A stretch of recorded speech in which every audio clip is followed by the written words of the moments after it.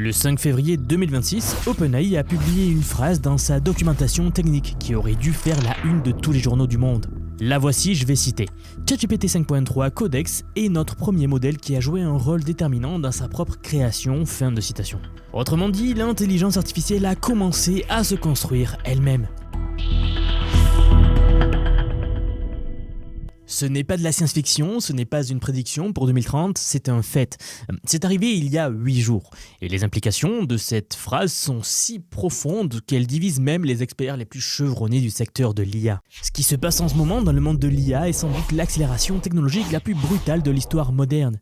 Et un article viral, vu par plus de 50 millions de personnes en quelques jours, vient de sonner l'alarme de la manière la plus directe possible. En 10 minutes, vous allez comprendre exactement où nous en sommes, pourquoi les 3 dernières semaines ont tout changé, et surtout ce que vous devez faire maintenant, pas dans 6 mois, mais maintenant, pour ne pas être pris au dépourvu.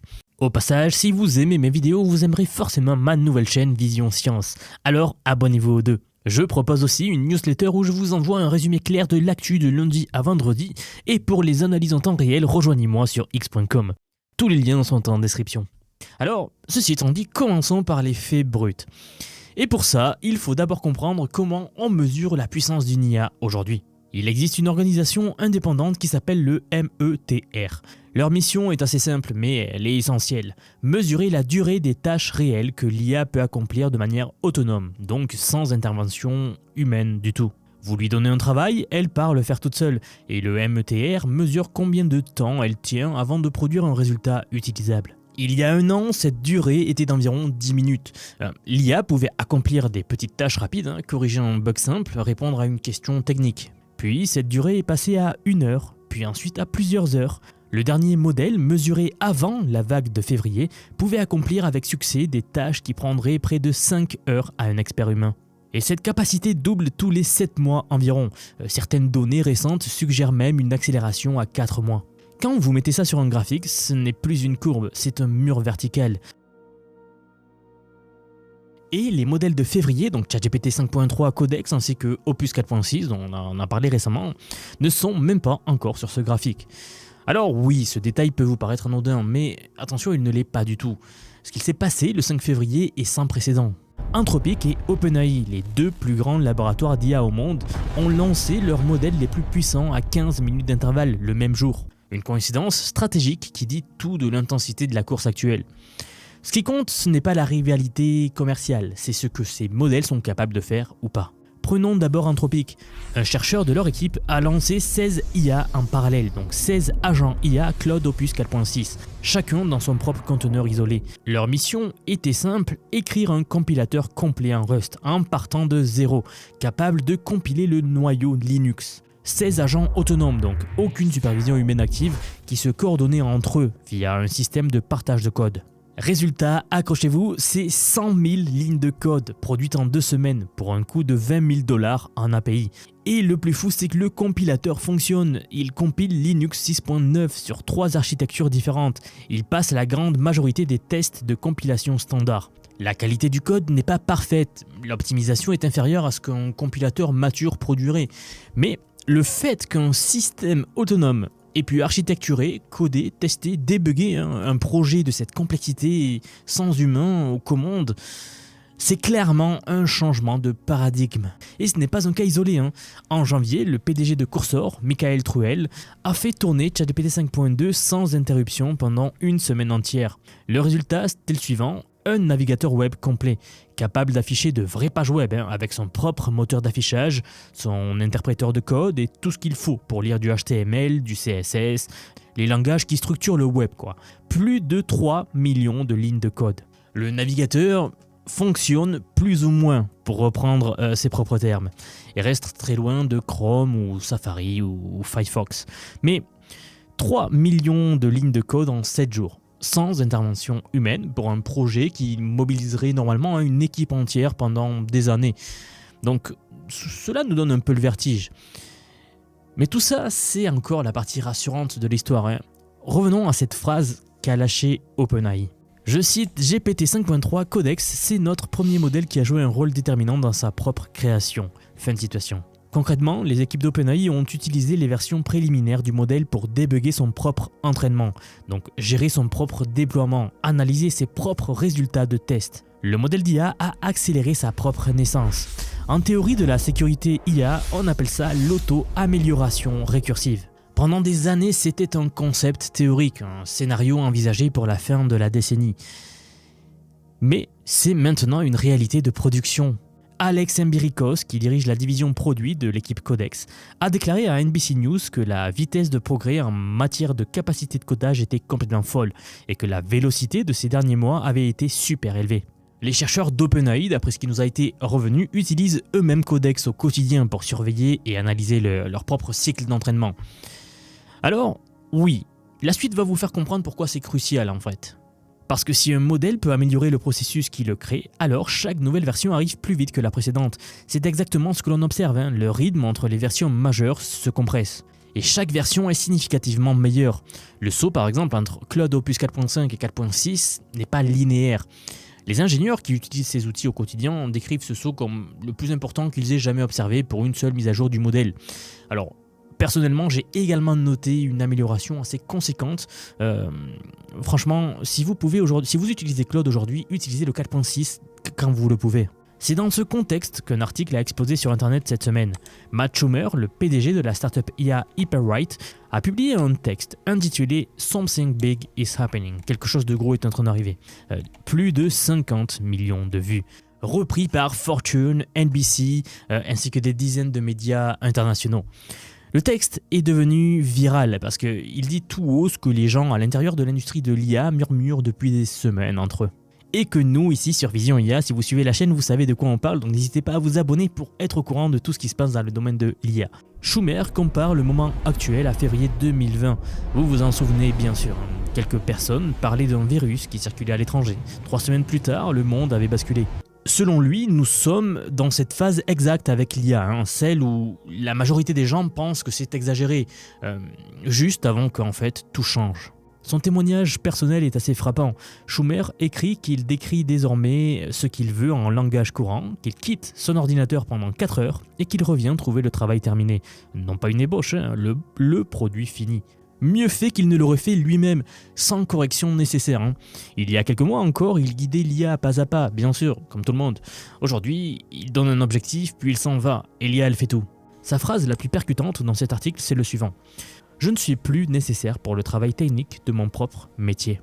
Un développeur expérimenté à la tête d'une start-up d'IA, qui dit que sa compétence principale est devenue obsolète en un seul an. Et il n'est pas le seul. Dario Amodei, le PDG d'Anthropic, l'IA de Claude, pourtant parmi les voix les plus prudentes du secteur, a prédit la disparition de 50% des emplois de bureaux débutants dans un horizon de 1 à 5 ans. Mustafa Suleyman, le patron de l'IA chez Microsoft, est allé encore plus loin cette semaine en déclarant que la quasi-totalité des tâches de col blanc seraient automatisées dans les 12 à 18 prochains mois. Mais ce qui rend toute cette révolution unique et bien plus inquiétante que les précédentes, c'est une chose que personne ne veut admettre. Quand les usines se sont automatisées, les ouvriers se sont reconvertis dans les bureaux. Quand Internet a bouleversé le commerce, les travailleurs se sont orientés vers la logistique et les services. Un des problèmes avec l'IA, c'est qu'elle ne laisse pas de créneau évident vers lequel se tourner. Elle s'améliore simultanément dans tous les domaines cognitifs en même temps.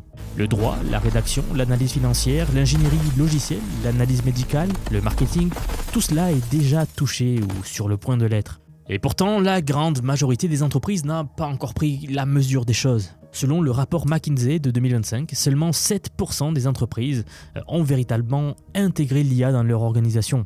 88% l'utilisent quelque part, mais les 2/3 en sont encore au stade de l'expérimentation. Autrement dit, l'immense majorité des entreprises n'a fait que tremper un orteil dans l'eau. Mais il y a un revers à cette médaille, parce que ce fossé entre la capacité technologique et son adoption, ces deux pendants représentent une fenêtre d'opportunité colossale. Si vous comprenez ces outils, si vous savez les utiliser concrètement, vous avez un avantage que 93% des entreprises n'ont pas, ou même des particuliers n'ont pas. Les personnes qui maîtrisent l'IA aujourd'hui ne sont pas en train de perdre leur emploi, elles sont en train de devenir indispensables en fait. Vous savez, j'ai récemment eu une conversation avec l'un de mes élèves qui était freelance en marketing Et il m'a dit qu'en 3 semaines, il a doublé son nombre de clients sans embaucher personne, juste en automatisant 80% de sa production avec des agents IA. Je vous parle de ça car je le vois revenir toutes les semaines. Vous savez que j'ai énormément d'élèves et ça c'est un truc que je vois quasiment toutes les semaines. Chaque entrepreneur solo dispose désormais de la puissance de frappe d'une équipe entière. Concrètement, ayant dit cela, que faut-il faire ? Chaque professionnel qui sait orchestrer des agents IA multiplie sa productivité d'un facteur que nous n'avions jamais vu. Aujourd'hui, une personne équipée de l'IA en vaut 10 sans IA. Alors premièrement, et c'est le plus important, commencez à utiliser les outils, pas la version gratuite par défaut. Investissez 20 € un mois dans un abonnement payant, que ce soit ChatGPT, Claude ou Gemini. Et surtout, vérifiez que vous utilisez bien le modèle le plus performant disponible, et non pas celui par défaut qui est souvent le modèle le plus rapide mais le moins capable. Je vous parlais tout à l'heure de Claude 4.6, si vous utilisez Claude, faites bien attention à bien avoir coché cette IA-là. Deuxièmement, ne traitez pas l'IA comme un moteur de recherche amélioré. Donnez-lui vos vrais projets, demandez-lui de faire votre travail, de répondre, pas simplement de répondre à vos questions. Et vous allez être très rapidement surpris par tout ce que l'IA peut vraiment faire que vous n'imaginiez même pas qu'elle pouvait faire. La différence entre poser une question à l'IA et lui déléguer une mission complète, c'est la différence entre regarder une carte routière et conduire, par exemple. Troisièmement, identifiez ce qui est le plus difficile à remplacer dans votre métier. Le goût, le jugement, les relations humaines, la responsabilité légale, tout ce qui nécessite qu'un humain soit là pour rendre des comptes. C'est là que votre valeur se concentre désormais. Le travail technique, lui, est en train d'être absorbé par les machines à une vitesse que personne n'avait vraiment anticipé, même pas les experts les plus optimistes il y a un an, bien sûr. Ce n'est pas qu'une menace, c'est aussi la plus grande opportunité de notre génération. À chaque moment charnière comme ça dans l'histoire, il y a bien sûr la menace, mais de l'autre côté, l'opportunité. Si vous avez toujours voulu créer une entreprise, si vous avez un projet qui vous tient à cœur, si vous avez une compétence rare que vous n'avez jamais eu le temps d'exploiter, c'est maintenant. Les barrières n'ont jamais été aussi basses, les outils n'ont jamais été aussi puissants. Mais entre savoir que l'opportunité existe et savoir l'exploiter concrètement, il y a un gouffre. C'est exactement le gouffre que j'ai voulu combler. La question n'est pas de savoir si l'IA va transformer votre métier ou pas, c'est savoir quand. La réponse, pour beaucoup de professions, c'est que ça a déjà commencé. Ceux qui ont commencé il y a 2 ans, 1 an, 6 mois ont déjà un avantage énorme. Ceux qui commencent aujourd'hui ont encore une fenêtre d'opportunité. Mais cette fenêtre se referme à mesure que ces outils deviennent la norme et non pas l'exception. C'est exactement pour ça que j'ai créé quelque chose pour vous. J'aimerais vous dire que depuis quelques mois déjà, j'ai construit un programme d'apprentissage unique. Je vous apprends l'IA sous tous ses aspects. C'est un parcours que j'ai créé et pensé pour vous transmettre tout ce que je sais. Alors non seulement sur les modèles d'IA comme ChatGPT, Gemini de Google, Grok de Elon Musk, Claude, etc. Je vous montre en fait et surtout la manière de les intégrer concrètement dans votre vie, dans votre travail, dans vos projets. Et ce que vous soyez salarié, indépendant, entrepreneur ou même à la retraite. Car oui, nous avons beaucoup de retraités dans la communauté et ils utilisent l'IA au quotidien. J'ai récemment sorti la plus grosse mise à jour à ce jour de la formation.